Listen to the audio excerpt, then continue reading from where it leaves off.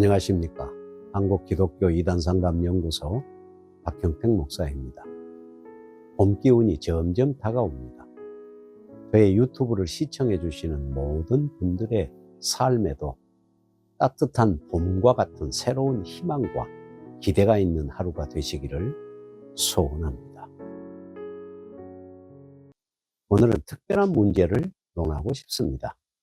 요즘 우리 모든 기독인들은 한국 교회의 혼란과 한국 정치의 혼란을 동시에 경험하고 있으면서 답답한 마음을 가지고 있으리라 생각이 됩니다.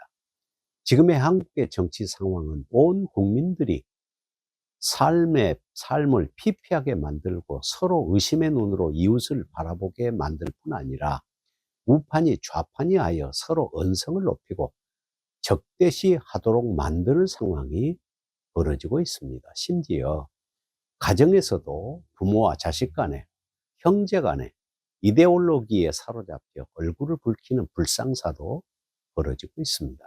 특히 기독교회 안에서도 목회자와 성도들까지도 이데올로기 싸움에 함몰되고 있음을 부정할 수 없습니다. 이러한 불안한 정치 현실 상황에서 가운데서 왜 교회가 눈만 멀뚱멀뚱하게 뜨고 잠잠하느냐는 질문과 교회라면 반드시 우파가 되어야 한다고 소리를 높이고 CBS 방송은 공산주의를 지지한다는 등 공격적인 주장과 이럴 때 교회는 기도만 할 뿐 할 수 있는 것이 아무것도 없다는 등 소극적인 태도를 보이는 등 다양한 소리가 나오고 있습니다. 현재 우리나라 대한민국의 정치 상황에서 우파와 좌파를 갈라치기 하고 서로 결집을 하자고 외치는 자들, 국민들끼리 서로 공격하고 싸우도록 유도하는 사람들이 바로 정치하는 사람들이고, 거기에 부하뇌동하여 사람들을 선동하는 선동자들의 추한 모습들은 꼴볼견이라 할 수 있습니다.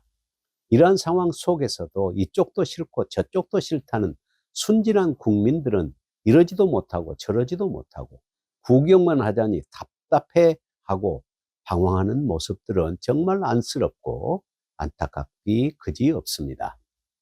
그렇다면 크리스찬이라면 이러한 현실 정치 상황에서 어떻게 해야 하는지 개혁주의 입장에서 말씀을 드리도록 하겠습니다.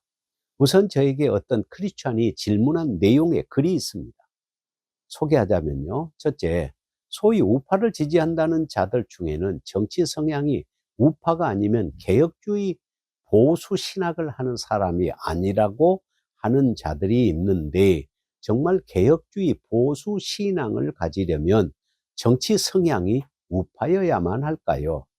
둘째, 소위 우파를 지지한다는 자들이 자신들의 과격한 폭력적 행위를 과거 존 낙스의 스코틀랜드 종교개혁을 들먹이면서 자신들의 행동을 합리화하는데, 그들의 주장대로 존 낙스의 종교개혁이 반정부 운동이었는지 궁금합니다. 이러한 질문을 할 때 개혁주의 장로교의 교인으로서 상당한 갈등을 하다가 문의를 한 것이라고 판단이 됩니다. 그래서 실제로 종교개혁을 이끌었던 존 칼빈과 데오도르 베장, 그리고 존 낙스 등의 종교개혁자들의 현실 정치에 대하여 어떤 사고를 가지고 있었는지 살펴보면서 우리들의 방향을 설정해 보고자 합니다. 물론 종교개혁 시대와 오늘의 우리가 처한 현실 상황은 전혀 다릅니다. 그렇기 때문에 똑같이 적용한다는 것은 위험하고 어려운 일이 아닐 수 없습니다. 하지만 원리를 알고 보면 우리의 현실 정치에 대한 자세를 가질 수 있다고 생각이 됩니다. 칼빈은 정치를 어떻게 생각했을까요? 오늘날의 많은 복음주의적 그리스도인들처럼 현실 정치를 비기독교적인 것으로 터부시하면서 그리스도인들은 정치를 멀리 해야 한다고 가르쳤을까요? 아니면 정치와 정부에 대해 긍정적이고 적극적인 입장을 취했을까요? 특히 불의한 정부와 정치 권력에 대해서는 그리스도인들이 어떤 태도를 취해야 한다고 가르쳤을까요? 어떤 보수적인 기독교인들이 주장하는 것처럼 그리스도인은 권력의 정당성이나 정통성과 무관하게 정치 권력에 무조건 절대적으로 복종해야 한다고 주장을 했을까요?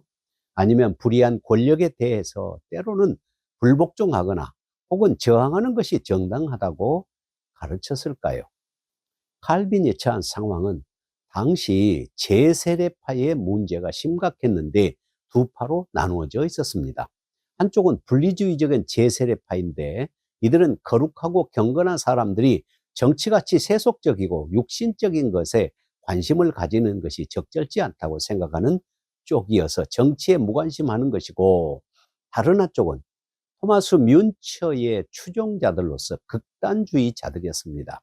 이들은 온 세상이 새로운 형태, 즉 성도들의 순수한 공동체 (pure communion of saints)로 재편되어야 한다는 사상을 가지는 자들로서 자기들의 목표는 세상 정부를 뒤엎고 그 속에 있는 사악한 요소들을 뿌리 뽑아내어 새로운 영적 정부를 건설해야 한다고 주장을 했습니다. 그러나 제세례파는 둘 다 정치에 대한 반감을 가졌다는 사실에 대해서 동일합니다. 종교개혁자로서 루터 또한 두 형태의 권력, 즉 영적 권력과 세속 권력을 날카롭게 대조시켰으며, 그는 양자 사이에 어떤 공통적 요소들이 있다는 것을 부인했습니다. 영적 권세는 신자의 양심에 대한 설득을 통해 행사되는 것이기 때문에 법적 처벌을 가할 수 없는 것이었고, 세속 권력으로서 정치 제도와 정치인들을 향하여는 늘 의심스러운 눈초리로 바라보았으며 때로는 그것들에 대해 경멸적이기까지 했습니다. 이런 상황 속에서 칼빈은 그리스도의 영적 왕국과 세속 왕국이 전적으로 구분되어야 한다는 데는 동의했습니다.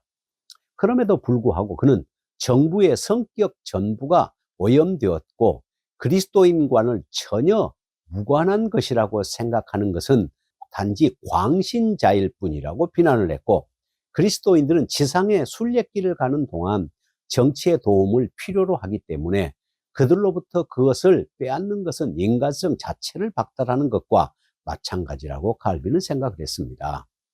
그러나 칼빈은 설교자들이 정부의 불의와 권력의 횡포를 책망하고 그것에 대해서 하나님의 심판을 경고할 임무가 있는 하나님의 입이라고 믿었다는 것입니다. 특히 하나님의 계명들을 거스리는 왕의 명령에는 복종할 필요가 없다는 등 권세에 대한 복종의 예외 규정들이 제자들에게 영감과 힌트를 제공함으로써 후대의 칼빈주의자들은 폭군에 대한 대중의 무력 저항권을 정당화하는 이론을 확립하기도 했습니다. 그렇다면 오늘날 정부가 하나님의 길에서 멀리 떠난 불의한 권력으로 변질될 때 교회는 옛날 칼빈의 제네바 교회처럼 하나님을 대신해서 권력을 책망하고 비판하는 선지자적 사명을 감당해야 하지 않겠는가 생각이 됩니다. 그러므로 교회는 현실 정치에 무관심하거나 반감을 갖거나 적대시하는 것은 옳은 길이 아니지 않을까요? 존 낙스는 그의 두 번째 나팔소리 Second Blast라는 책에서 폭군에 대한 저항권에 관해 아주 과격한 가르침을 주고 있습니다. 네 가지로 말씀을 드린다면요. 첫째, 주권적 통치자의 정통성은 단지 혈통에 의해서만 이루어지는 것이 아니라 선거를 통해 확인되는 하나님의 규례에 의해서도 이루어진다는 것이고, 둘째는 공직은 분명한 우상 숭배자나 하나님의 율례를 깨트리기로 악명 높은 자들에게 주어져서는 안 된다는 것이고, 셋째는 국민들이 맹세를 하고 서약을 한 뒤에라도 폭군에게 불순종하고 그를 제거하는 것은 합법적이라는 주장이고요. 넷째, 만일 국민들이 조급함이나 무지함으로 말미암아 최고 주권자의 자리에 앉기에 합당치 않은 자가 통치자로 선출되었다 하더라도 나중에 국민들이 그를 폐위하고 벌 주는 것은 아주 정당한 일이라는 주장입니다. 여기에서 가장 중요한 부분은 국민 저항권을 보다 광범위하게 인정하고 있다는 점입니다. 그는 단지 주로 종교적 폭군에 대해서만 언급하고 있지 않고 종교적이든 정치적이든 국민들은 모든 폭군에 대해서 저항하고 그들을 제거할 수 있다는 것입니다. 그는 성경 로마서 13장 1절에서 2절 각 사람은 위에 있는 권세들에게 복종하라. 권세는 하나님께로부터 나지 않음이 없나니 모든 권세는 하나님께서 정하신 바라는 말씀에서 중심 단어인 권세라는 단어를 해석하면서 그는 인간에게 주어진 권세와 그 권세를 가진 인간은 별개라고 주장을 했지요. 이 구별은 하나님이 권세를 세우신 목적에 관한 로마서 13장 3절에서 4절 다스리는 자는 선한 일에 두려움이 되지 않고 악한 일에 대하여는 된다는 것과 권세자들은 하나님의 사역자가 된다는 말씀에서 인간 통치자들의 경향에 관한 낙세의 관점인데요. 하나님께서 권세를 세우신 목적이 인류의 보전, 악의 처벌 및 덕의 유지임에도 불구하고 권력자들은 흔히들 불경하고 불의하며 부패하기 쉽다는 것입니다. 따라서 비록 신민들이 권세 그 자체에 저항하는 것은 금지되어 있지만 권세 자리에 있는 사람들에게는 저항하는 것이 합법적일 수 있다는 주장이었습니다. 칼빈은 정권에 대한 수동적인 자세였지만 존 낙스는 보다 적극적인 현실주의 자세였습니다. 낙스는 목사들이 강단에서 당대의 정치적 문제들에 관하여 언급하는 것을 금지하지 않았고요.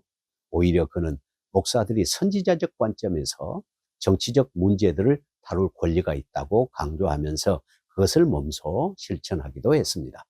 낙스는 하나님의 말씀의 선포에 관해서는 어떤 제한도 허용하지 않았으며 그리고 하나님의 말씀은 종교적이니 정치적이니 하는 구분을 인정하지 않았습니다. 칼빈의 제자인 데오도르 베자는 1574년에 쓴 백성들에게 관한 관원들의 권한과 관원들에 대한 백성들의 의무에 관하여라는 책이 있습니다. Concerning the rights of the magistrates over their subjects and the duty of subjects toward their rulers. 이 책을 읽는 독자들은 칼빈 후계자들의 정치 사상의 과격성에 놀라움을 갖게 됩니다. 칼빈은 기독교 강호에서 누가 어떤 경로를 통해서 권력을 잡게 되었든 간에 현재 실권을 쥐고 있는 사람은 정통성을 가진다고 주장했습니다만 베자는 권력의 적법한 획득에 대한 칼빈보다 훨씬 많은 의미를 부여하고 있음을 봅니다. 베자는 그 권력이 합법적이지 않은 자들에게 저항해야 한다고 주장을 했는데요. 혹분을 정의하기를 하나는 찬탈자이고 다른 하나는 권력 남용자라고 합니다. 베자는 찬탈자와 권력 남용자를 완전히 다른 경우라고 보았습니다. 정권 찬탈자에 대해서는 백성들은 어떤 의무도 지지 않고 어떤 식으로도 복속되지 않기 때문이라는 것입니다. 어떤 폭군이 찬탈자의 범주에 속한다면 그에 대한 저항의 책임은 1차적으로 관원들에게 지워진다고 베자는 주장했고요. 만일 관원들이 정권 탄압을 묵인함으로써 자신들의 의무를 다하지 않는다면 사사로운 시민들이라도 온 힘을 다해 자기 나라의 정당한 제도를 수호해야 하며 그 권력이 합법적이지 않은 자들에게 저항해야 한다고 하였습니다. 베자는 자신의 저항 이론을 3가지 근본 전제 위에 전개하고 있는데요. 그것은 국민주권 사상, 사회개혁 사상, 그리고 법치주의 사상입니다. 첫째는 국민주권 사상인데요. 베자는 모든 권력은 그 권력을 그 자리에 둔 국민의 권력으로부터 만들어졌다고 믿었습니다. 분명한 것은 애초에 통치자들로부터 백성들이 나온 것이 아니라 백성들로부터 통치자들이 세워졌다는 사실입니다. 둘째, 베자의 저항 이론은 계약 즉 언약 사상에 입각해 있습니다.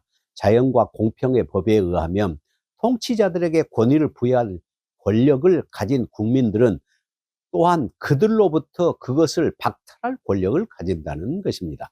세 번째, 베자는 법치주의를 강조했습니다. 최고 통치자는 결코 법 위에 있는 사람이 아니고 법이 그의 위에 있다는 주장입니다. 오늘 우리 시대의 헌법과 같은 맥락이라 할 수 있습니다.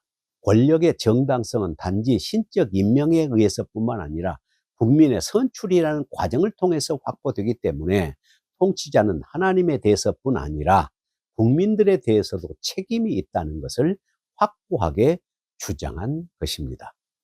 오늘을 사는 우리 모두는 국민의 한 사람으로서 현실 정치를 바라만 보는 구경꾼이 될 수는 없습니다. 국민들은 바른 지도자들을 세울 권리가 있습니다. 모든 권력은 국민으로부터 나온다는 헌법 정신을 우리가 바로 이해해야 되겠습니다. 국민이 행사할 권리, 그것이 바로 투표이지요.